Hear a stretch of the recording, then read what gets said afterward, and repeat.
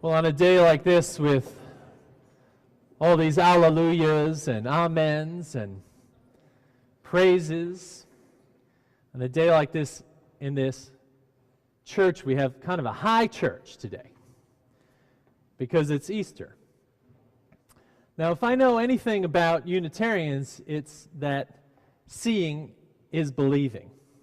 We are a seeing is believing people. We don't mind abstract concepts, but when it comes to facts, we like to experience it deeply, right? We don't just take someone's word for it, so Easter can be a little bit of a disconnect. Now, there's a reason why we are seeing is believing people, partly because our religious ancestors, the Unitarians who go back 500 plus years, believe that Jesus was man, mostly because they had never met him. And also because they believed that to follow Jesus meant that he must be frail and capable of making mistakes like we are, rather than a perfect God, that in order to follow one must have some that type of relationship. So in our blood, in our theological blood, is the kind of skepticism, the questioning of this, easy answers that are given in stories like this Easter story. Now, what we know is, as human beings, if you hear a story, it's also about how it's told, right? Beyond the facts, it's how it's told. So if I tell you a story about one day I lived in Vermont and a bunch of friends of mine and I hiked up a mountain and we got to the top and we had cheese sandwiches and a storm was coming through and we watched as the storm came, you'd probably say, okay, we trust that, we believe that, right? No, you don't? No reaction. No reaction. But if I said, let me tell you a story about when I lived in Vermont, a bunch of friends of mine and I, we climbed up a mountain and we got to the top, we started to have cheese sandwich, we saw a storm coming through, and then a booming voice came and said, no more cheese sandwiches. This is the new commandment. You probably wouldn't believe that, right? Or would you? Unless you were there. You see, we are seeing as believing kinds of people. And not only the facts of the story, but how the story is told matters to us. So on a day like this, when we celebrate this story in Easter, we think maybe this is kind of a weird holiday to celebrate as Unitarians. Kind of a difficult story to get into.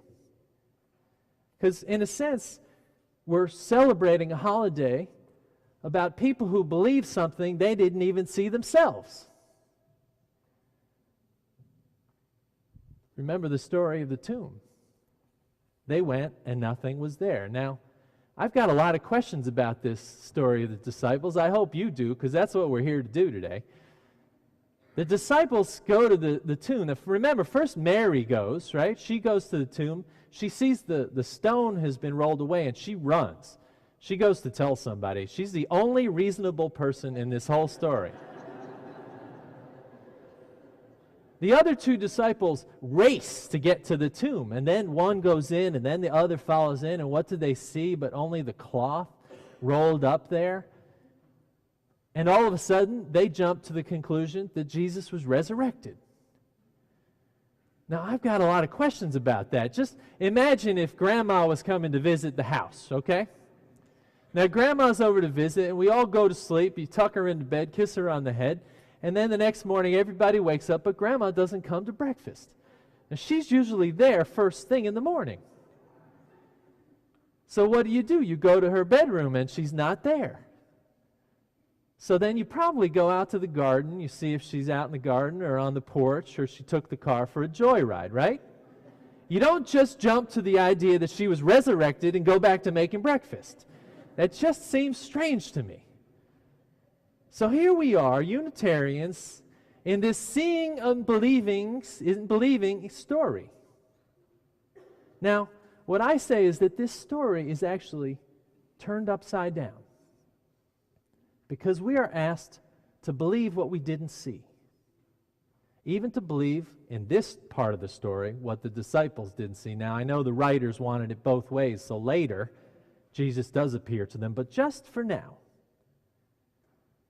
we have a story that's turned upside down. And why did the writers do this? I think partly the writers did this so that we would remember the story. If it creates a little twist in your brain, you probably remember it.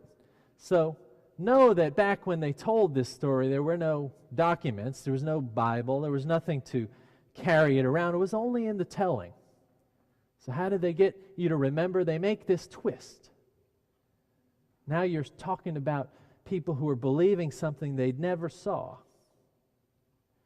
And secondly, you can't be a follower of someone if you had to have experienced him in the first place.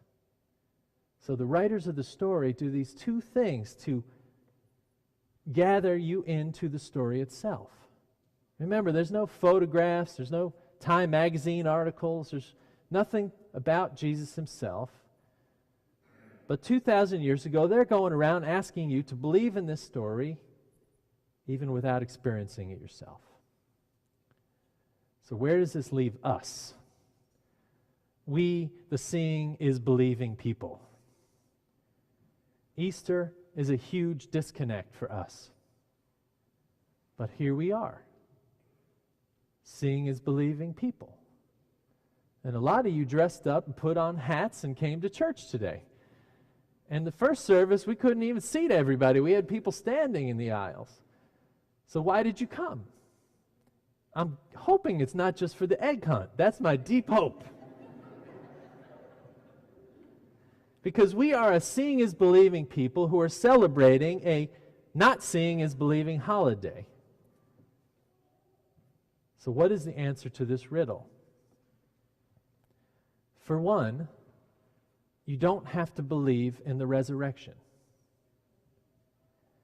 That is maybe a radical statement. Cue the lightning.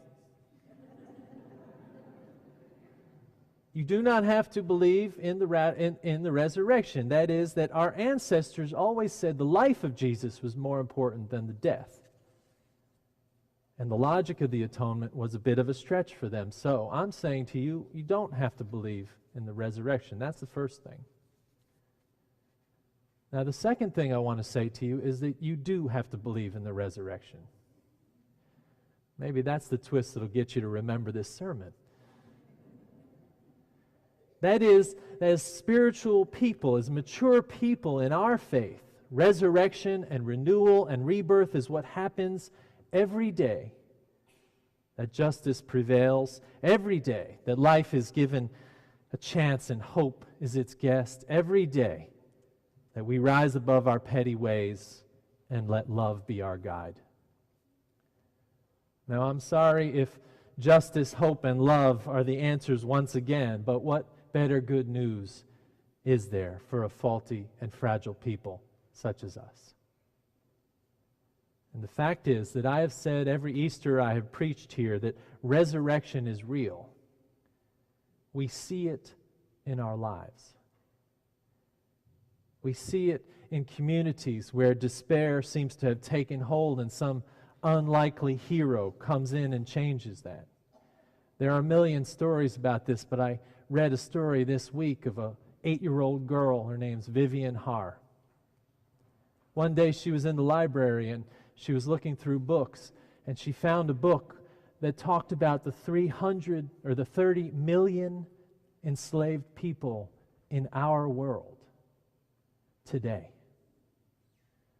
She wept over this enslavement that we have happening today. And she went home and she talked to her family and she said, we have to do something about this.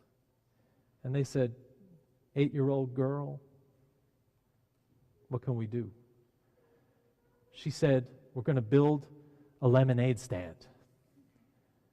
And they said, okay. She built a lemonade stand with the goal of freeing 500 modern-day slaves. She put it on the corner near a park near her house where there's a lot of traffic. And she talked to the people who came by about what modern-day slavery is all about. And so far, she's raised over $50,000 with the goal of raising $150,000. Working now with the nonprofit called Not for Sale. We see resurrection when people make a difference like that. And we see it in our friends. I recently saw a friend I hadn't seen in a long time, and I was kind of happy about that. He was the kind of person that was a kind of walking wrecking ball, the opposite of a King Midas. Everything he touched, he turned to ash, not gold. And I saw him some years later, and now he had changed.